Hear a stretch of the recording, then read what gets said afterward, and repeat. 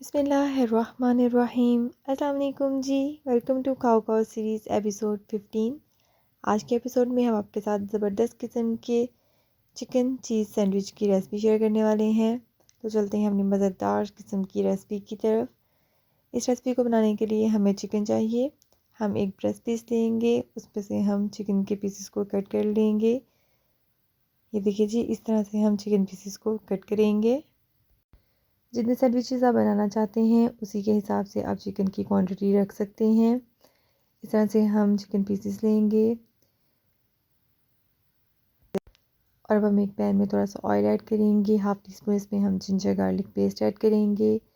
इसे हल्का सा सौते करेंगे और इसमें हम चिकन पीसेस को ऐड कर देंगे और थोड़ी देर के लिए इसे मीडियम आंच पर कुक करेंगे। और अब हम इसमें थोड़ी सी स्पाइसेस ऐड करेंगे।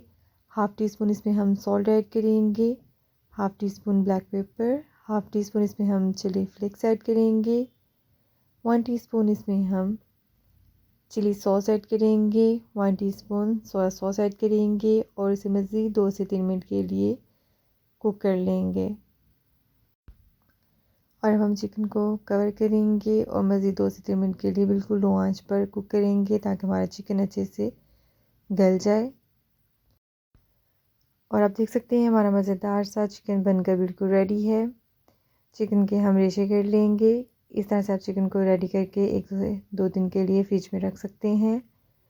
अब हम सैंडविच को असेंबल करेंगे। सबसे पहले हम ब्रेड पे चिकन को रखेंगे, उसके बाद इस पर हम ढेर सी चीज़ ऐड कर देंगे। दैन इस पर हम दूसरा स्लाइस रखेंगे, इस पर मैंने मायोनीज़ लगाई है।